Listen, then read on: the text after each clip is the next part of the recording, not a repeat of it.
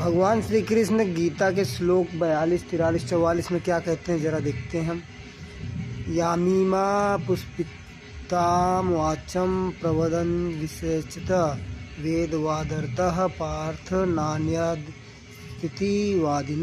कामात्मना स्वर्गपरा जन्म कर्म फलप्रदां क्रिया विश्लेष बहुलां भोगेश्वर सुगतिं प्रति भोगेश्वर कृतान त्या प्रचतम समाम व्यवसायत्मिक बुद्धि समाधो न विधीयते।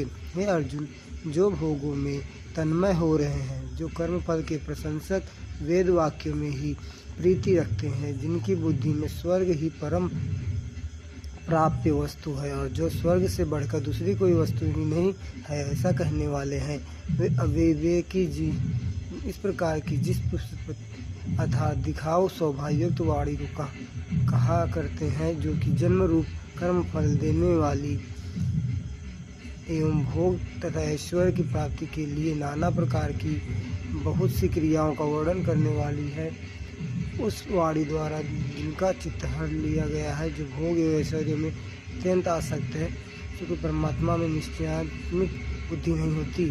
व्याख्या। इस श्लोक में भगवान श्री कृष्ण अर्जुन को उन लोगों के बारे में बता रहे हैं जो वेदों के शब्दों में आच्छादित बातें कहते हैं, परंतु स्वयं की वास्तविकता को नहीं समझते। ये लोग केवल वेदों की बातों का अनुसरण करते हैं और उनमें गहराई से चिंतन नहीं करते। वे केवल बाहरी आडंबरों में व्यस्त हैं और कहते हैं कि वेदों में जो लिखा है वह सभी कुछ और उसके अलावा कुछ भी नहीं। इस प्रकार वे अज्ञानी और अपरिपक्व होते हैं। भगवान श्री कृष्ण इस प्रकार के लोगों को अविकसित अर्थात अविवेकी या अज्ञानिकों के रूप में संदर्भित कर रहे हैं। इस श्लोक में भगवान श्री कृष्ण उन लोगों का वर्णन कर रहे हैं जो केवल स्वर्ग और भौतिक सुखी के लिए कर्म करते हैं। वे अपने कर्मों के फल के प्रति आसक्त होते हैं और सोचते हैं कि कर्म उन्हें स्वर्ग या भोग ऐश्वर्य की प्राप्ति कराएंगे।